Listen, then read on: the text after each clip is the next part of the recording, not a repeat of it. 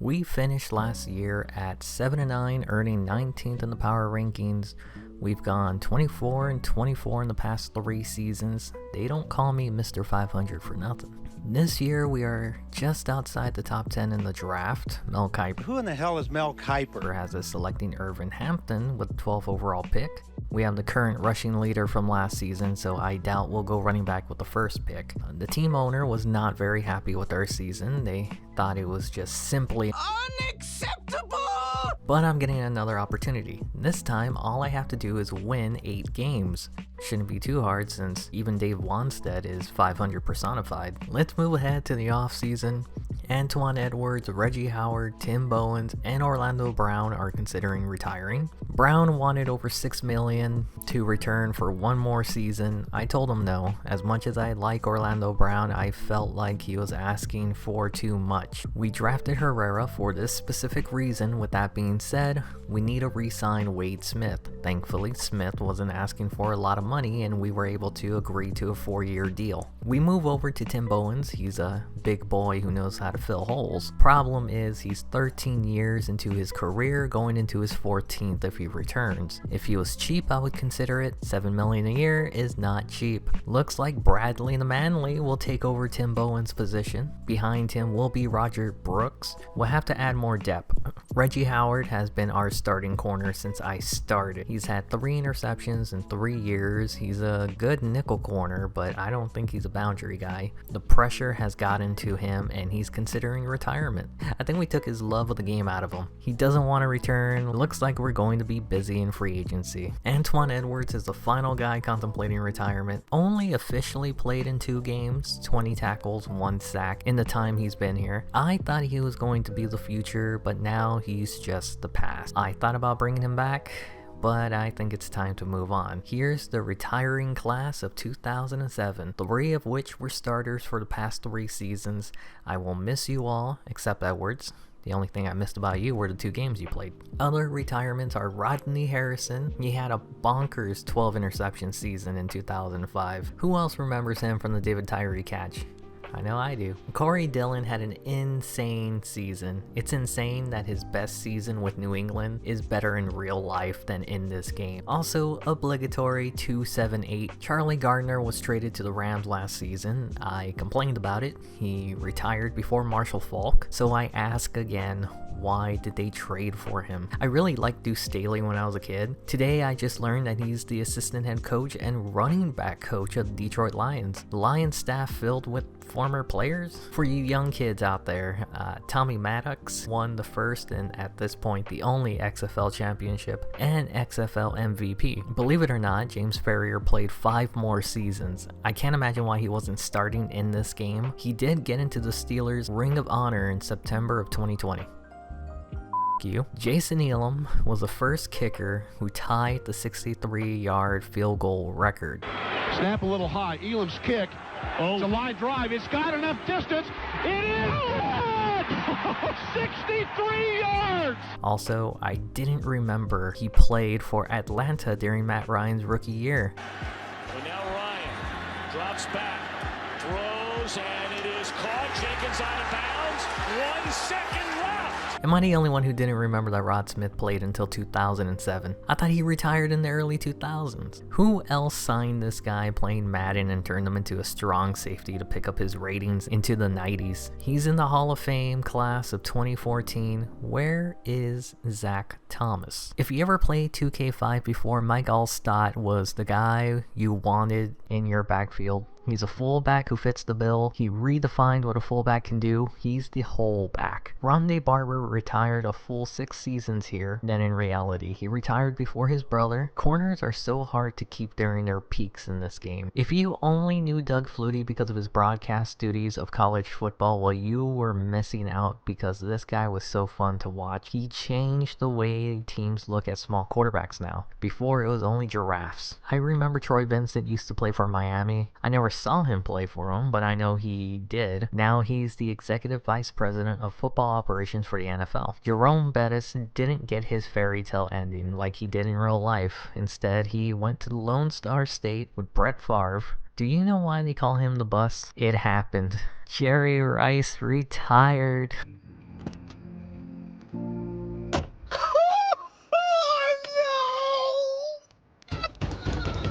I know I wasn't able to go over every retirement, so here is the complete list of all the players that retired this season. I hope you get some flashbacks of players just like I did going over it.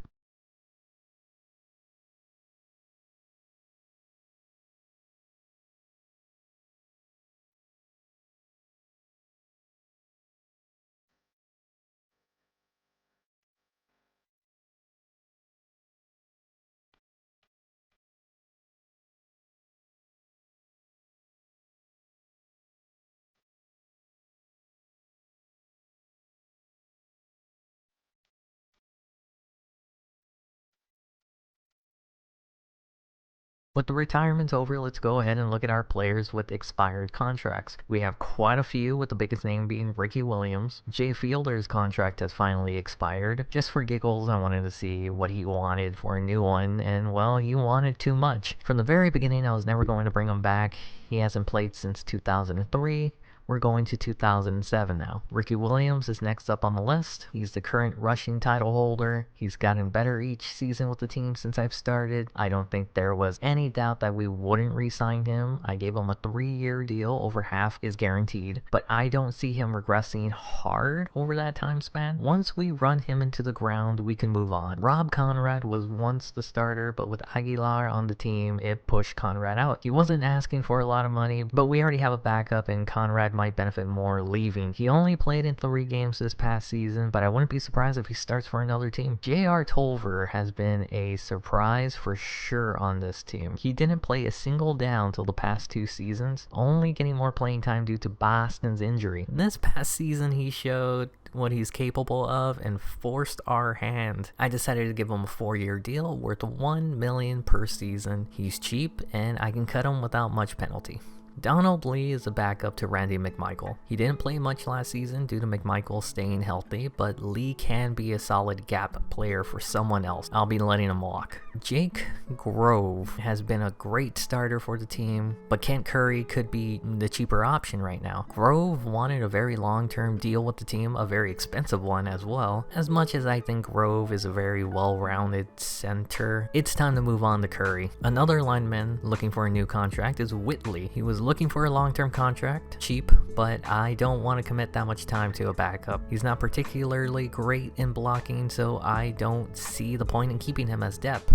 Now we're focusing on the defense. Vonnie Holliday needs a new contract. We were able to agree to a 2-year deal, but next season I doubt I'll keep him on the team with that salary. He's a productive player, but it seems like after 10 years, it'll be closing soon for the Holiday. Moreland Greenwood is an original starter for this team. It would be a bummer to let him walk, but he's not going to get any better. We know what we have out of him. Other than his 2004 season, he's been average at best. I think it's time we move on. Carl Hudson is one of my first picks. He didn't even play last season, which is good because that means Zach Thomas was balling out. Either way, I wanted to bring him back. If I don't think he can bring anything to the team, I can cut him easily. Next up, the cornerbacks. We're running low on depth here. Rafael Allison had a pretty good rookie season, but his second year he stumbled. We needed all the help we can get, and I think he could potentially be a starter next season.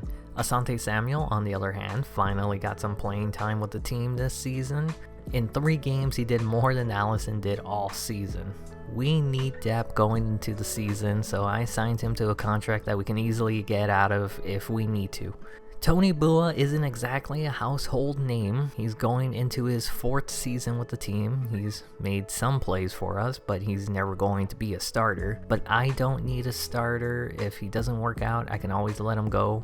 The last player to sign is Matt Turk. Each season, his average has gotten worse and worse. He wasn't asking for a lot of money, but I decided to go on without him this season. Here is a look at all the players who are about to hit the free agent market. We gave a lot of team-friendly contracts, so don't be surprised if many don't stay on the team later in the year. This year's free agency has a big name in it, Fred Harrington. Other noticeable names, Brian Waters, Matt Stover, Samari Roll, Quincy Morgan, and Jake Grove. Usually I don't get involved in free agency, but I couldn't resist offering Harrington a contract. The man is straight up a franchise-changing player. If we were able to sign him, the impact on this defense would be huge. He was in demand, obviously, and many teams gave him counter offers, So did we. Not once, but twice we had to increase our offer to get him to notice us.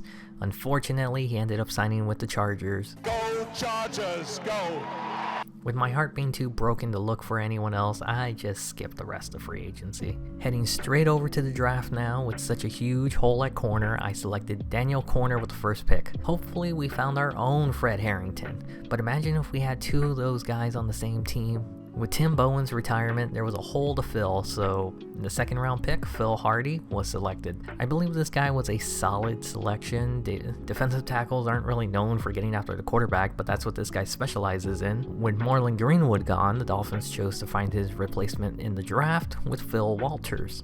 He's very well rounded in coverage and has a good pass rush. He'll need to build up his strength. If he can do that, then I can see a bright future for him on this team. Now we're going to the mid to late half of the draft. Fourth round, I selected Martin Edwards. I think we found some really good gems in the fourth round. This one by far is the best. I wouldn't be surprised if he starts at the beginning of the season. At this point, we're drafting players for depth. William Gardner is the 5th round selection. He was drafted to replace Antoine Edwards, who retired this offseason. He may make a push for the starting job someday. In the 6th round, I selected Michael Pearson, another great selection, which now puts Tony Bua on the bubble. And the final pick for the team was Rodolfo Porter. With Fielder no longer on the team, we need a third quarterback. Rodolfo Porter has the arm strength, and hopefully he can learn behind Kitna. The past 2 preseasons, we have ended them going undefeated. This year, we had our first loss. I don't know if that's a good or bad omen. I don't know if Tony Bua was faking his injury, but that basically saved him from getting cut. Michael Turner has been injury prone since joining the team, and our rookie Michael Pearson has a broken kneecap. Before we go to the roster, our top players, Marty Booker still on top of the list. Outstanding last season. Hopefully he can do it again this season. Back on the list, Ricky Williams. I am baffled. He dropped out of it last season but bounced back this year after earning the rushing title. Last season, John Kitna regressed. This season, he did it again. He's still better than anyone else we have behind him. AJ Feely may be on his way out soon if Porter continues his development. For a 7th round pick, he's looking pretty good. Ricky Williams will be going at it alone this season. Michael Turner ended up getting injured, but he'll still get some playing time when he's good enough to go. Aguilar has made a nice jump from the previous season. Hopefully he can carry some of the workload off of Ricky this season. Behind him is Sammy Morris, who isn't great, but he's cheap. Now the most dominant position on the team, the group is slowly regressing. Chambers has dropped from his 89 that he was once at. Boston has fallen pretty hard to an 86. Behind those top 3, Tolver sits at a 69, and Jimenez has developed nicely to 67. Boston is becoming too expensive to keep, but for now he'll stay on the roster. Randy McMichael, like Williams, will be going at it alone, barring any injuries. There doesn't seem to be a need to have more than one tight end. Kent Curry has slowly progressed this season. He'll be proving his worth towards the team after letting Jake Grove walk this past offseason. The biggest surprise, the guard position is looking really strong. Sandoval has grown so much since being drafted. Edwards, the rookie, has already taken over the other position from James. The line might be finally coming together. Of course, Orlando Brown had to retire, forcing us to start Herrera, who hasn't improved at all since being drafted to the team. We made the right move, re-signing Wade Smith. McIntosh is looking like a cap casualty soon. Going into the offseason, I thought Sparks would be leading this group, but nope.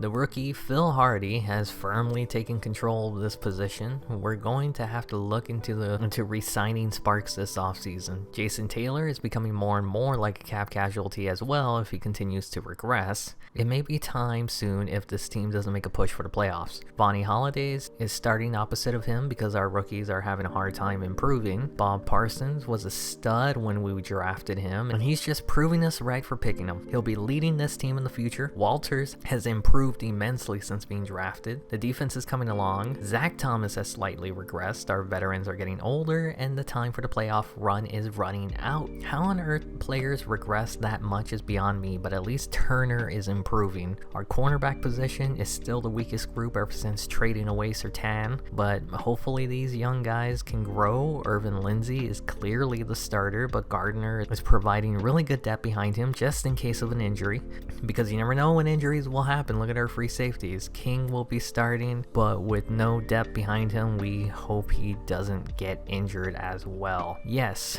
we still have a Lindo Mate, who is looking like a cap casualty if he continues his poor kicking, and we forgot to get a punter. I went looking for a punter, but I found this guy instead, Ellis Joseph, who is a rookie, but no one picked him up, and I gave him a 4-year contract. He'll immediately be starting on the team alongside Taylor. He's a bit undersized and heavy for a defensive end, but Miami will take a chance on him. Hopefully it pays off. That does make someone the odd guy out, Tommy Johnston. Going into his 3rd year doing nothing, Miami chose to release him. I did eventually go sign a punter, rookie Terrence Jenkins, to a 3-year deal. He's cheaper than Turk, but a part of me thinks we should have re-signed Turk. He does have a strong leg, and it's hard to teach that in the NFL. You know the drill by now. If we have a losing record after 5 games, we look to make moves. Winning record, we carry on. We haven't lost a single game to the Browns, but we finally lost our first one this season. We did recover with an overtime win against the Buccaneers. Last season was our first win against the Bengals. I misspoke when I said it was our second, but this is our second. Got our revenge against the pesky Ravens, but would go 3-2, losing our second game of the year to the Panthers. We have a winning record, and I don't think this has ever happened before. I'm not quite sure what to do. We did end up getting a new player on the injury list, Randy McMichael. Since we're running low on money, I decided to go and sign a cheap tight end, also a familiar face, David Martin. He signed with the team in 2007 to replace McMichael. Hopefully history does not repeat itself. So I guess we just